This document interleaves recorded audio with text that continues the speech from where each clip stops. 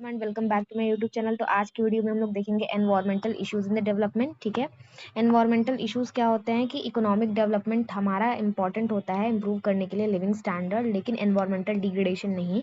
हमें ग्रोथ को बैलेंस करना होगा, सस्टेनेबिलिटी भी लानी होगी और लॉन्ग टर्म प्रॉस्पेरिटी यानी इकोनॉमिक वेल्थ भी मेंटेन करनी होगी। एनवायरमेंटल इश्यूज में क्या होते हैं कि इन्वायरमेंटल इश्यूज तो सबसे पहला होता है डिफॉरेस्टेशन, एग्रीकल्चर एक्सपेंशन के लिए या फिर लॉगिंग, अर्बनाइजेशन के लिए, इंफ्रास्ट्रक्चर प्रोजेक्ट के लिए। जब पेड़ कटते हैं तो उससे हमारा बायोडाइवर्सिटी जो है वो लॉस होता है, कार्बन डाइऑक्साइड एमिशन बढ़ जाता है, सॉइल इरोजन होता है। ठीक है, एग्जाम्पल में जैसे अमेजोन डिफॉरेस्टेशन कैटल फार्मिंग के लिए जो हुई थी। एयर पोल्यूशन की बात करें तो जैसे इंडस्ट्रियल एमिशन हो गया, व्हीकल एग्जॉस्ट हो गया, कोल पावर प्लांट्स हो गए, respiratory disease, asthma, lung cancer हो सकते हैं, एसिड रेन हो सकता है, ग्लोबल वार्मिंग हो सकती है। एग्जाम्पल में स्मॉग जो दिल्ली इंडिया में चल रहा है। वाटर पोल्यूशन भी हमारा एक जो होता है क्या होता है की इन्वायरमेंटल इशू होता है।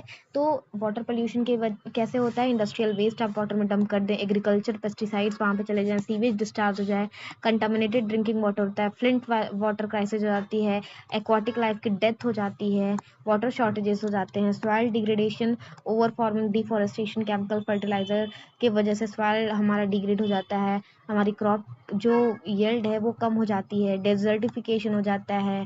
ठीक है, तो मतलब डेजर्ट में कन्वर्ट। क्लाइमेट चेंज का क्या मतलब है, क्लाइमेट चेंज मतलब फॉसिल फ्यूल बर्न करना, डिफॉरेस्टेशन, इंडस्ट्रियल एमिशन की वजह से टेम्परेचर बहुत बढ़ जाते हैं, एक्सट्रीम वेदर आ जाते हैं, आंधी तूफान या तो सूखा पड़ जाता है, बायोडाइवर्सिटी लॉस हो जाती है। ठीक है, पोल्यूशन, ओवर हंटिंग की वजह से स्पीसीज जो होते हैं वो एक्सटेंट हो जाते हैं, फूड चेन हमारा डिस्टर्ब हो जाता है, waste management crisis, plastic waste, E waste, वो रिसाइकलिंग सिस्टम।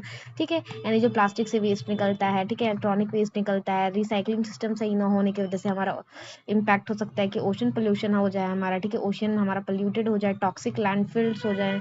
ठीक है, अब जो हमारे हेल्थ को अफेक्ट करें। अब सस्टेनेबल डेवलपमेंट सोल्यूशन क्या होता है, कुछ पॉलिसीज लिए जा सकते हैं, जैसे एक strict environmental law, emission control, या फिर प्लास्टिक पर बैन लगाया जा सकता है, कार्बन टैक्स लगाए जाते हैं जिससे तो हमारा पोल्यूशन कम हो जाए, ग्रीन टेक्नोलॉजी लाई जा सकती है, जैसे सोलर, विंड, हाइड्रो पावर आप ला सकते हैं instead of using coal, electric vehicle ला सकते हैं instead of using petrol, conservation कर सकते हैं, रिफॉरेस्टेशन कर सकते हैं, वाइल्ड लाइफ का प्रोटेक्शन कर सकते हैं, सस्टेनेबल ग्रोथ करी जा सकती है ऑर्गेनिक फार्मिंग, क्रॉप रोटेशन के थ्रू, पब्लिक को अवेयर किया जा सकता है, एजुकेट किया जा सकता है, प्रमोट किया जा सकता है, रिसाइकलिंग और इको फ्रेंडली हैबिट, कॉर्पोरेट की रिस्पॉन्सिबिलिटी को ज़्यादा इंकरेज किया जा सकता है। ठीक है, जैसे केस स्टडी हुई है चाइना पे कि हैवी इंडस्ट्रियलाइजेशन ने बहुत ज़्यादा पोल्यूशन कॉज कर दिया है, और कोस्टा रिका में भी रिफॉरेस्टेशन हो रहा है, इको टेररिज्म की वजह से बूस्ट हो चुकी है क्या हमारी सस्टेनेबिलिटी।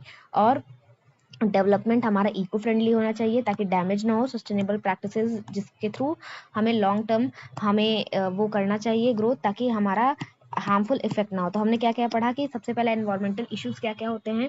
तो की इशू क्या होता है कि आपका पेड़ कट गया, एयर पोल्यूशन हो गया, वाटर पोल्यूशन हो गया, सॉइल डिग्रेड हो गया, क्लाइमेट चेंज हो गया, बायोडाइवर्सिटी खत्म हो गई। ठीक है, वेस्ट मैनेजमेंट क्राइसिस हो गया, सस्टेनेबल डेवलपमेंट। इसके अब इसकी इशू के सोल्यूशन क्या हो सकते हैं, पॉलिसी, कुछ स्ट्रिक्ट लॉज बना के, ग्रीन टेक्नोलॉजी ला के, कंजर्वेशन एफर्ट जैसे रिफॉरेस्टेशन करके, पब्लिक को अवेयर करके।